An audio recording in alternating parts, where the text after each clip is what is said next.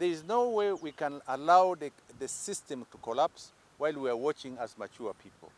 And you'll see that the illegal constructions which are taking place in the Bugolobi was gazetted from the colonial time, post-colonial time, as a wet. Now, over time, this has been the natural filter of the ecosystem into Lake Victoria, meaning that the water flow all the way from Nachivo Channel, from Kawempe, Bwaise, Kololo, the Golf Course, from this side of Banda, all this, the water levels filter through these channels and should be able to flow into Lake Victoria.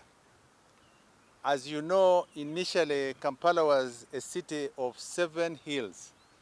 The whole hill system would be flowing and being filtered into the lake. National Water and Sewage Corporation also had a lagoon, and you will see that the lagoon which brings in sewage from the nearby residential areas which had been designed and gazetted like Kololo and so on and so forth, including these areas of Bugolobi, will filter into the lagoon. What has happened now, therefore, is first of all, the lagoon has been fully surrounded and occupied by illegal construction. This means that for residents or people who are staying there who will number over 5,000 to 10,000, they only have one toilet. You can imagine the danger and the threat it has to humanity and those people who are staying there. Now, two, the danger this occupation of this natural filter in terms of a wetland, which is supposed to filter into the lake, is now being eroded.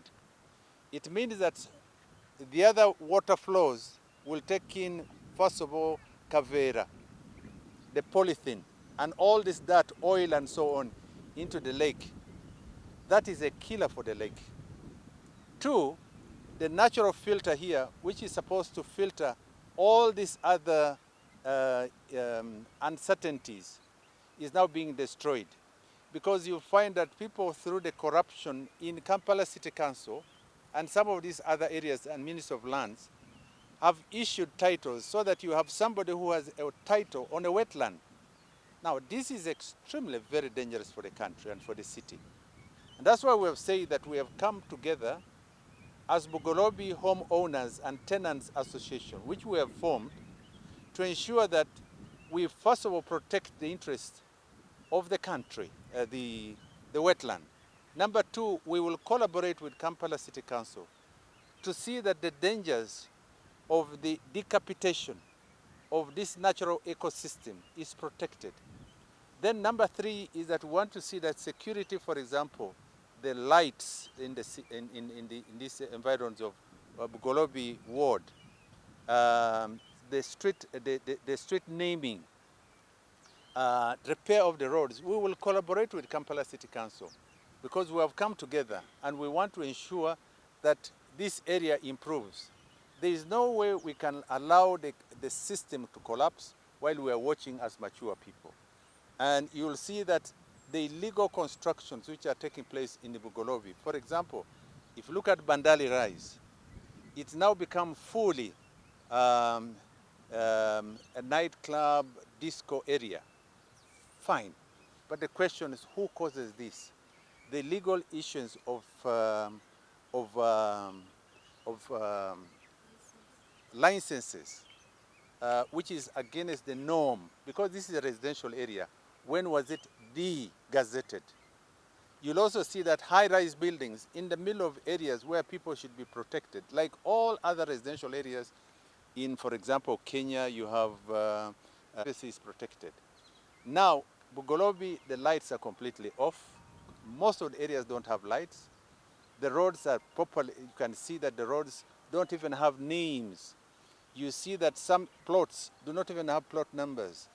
The residential areas have completely lost the internal working mechanisms. What we are saying now is that we are going to reactivate, work together with the the local structures, the LC1 systems, LC2 systems, so that the LC systems can be reawakened, can be brought back to life, and we'll support them. We'll have a central command and control center. We are going to have security and working with the police, and I'm happy that the DPC, Ginger Road, and the commander, Bugolobi, are now working with our team. We are going to set up a command structure using the private security organization that we are going to accord the guarding of Bugolobi.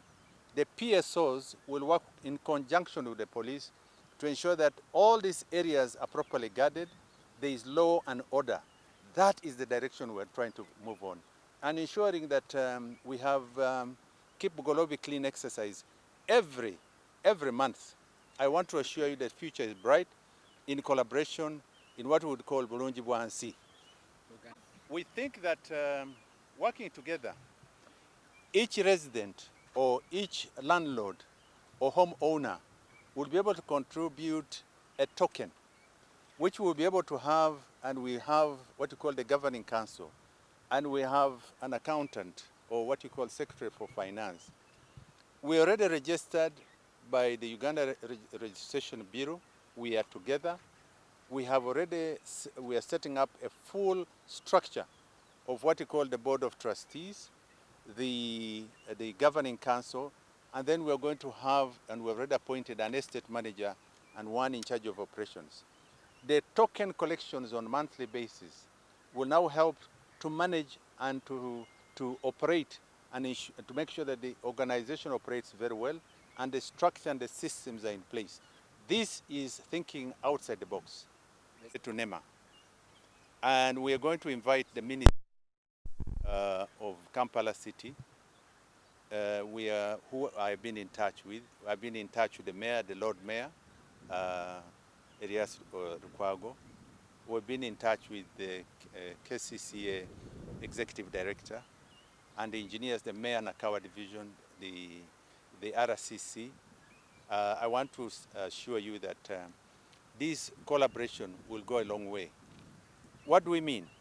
In terms of coordination, in terms of the work, we think that these efforts will pay off, meaning that these coordinated initiatives will tremendously improve the well-being of the people. About the landowners, the people who have titles, I'm told that the Ministry of Lands has the documentation. They have been in court. I think it has also taken to cabinet.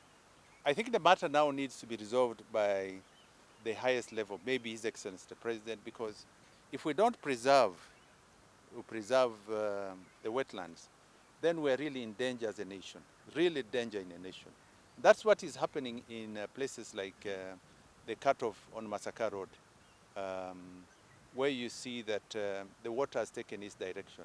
Because wetlands, you're saying the Katonga Bridge. The bridge is a result of us neglecting, failing to respect what God gave us, the wetland. The moment you interfere with the ecosystem, God, who has designed this earth, because the manufacture of land stopped in Genesis chapter 1. Therefore, God who created this beautiful earth and left it to man to manage in the best way he can, we are mismanaging the ecosystem, and that's why we are paying heavily for this kind of thing. So extremely, very, very terrible.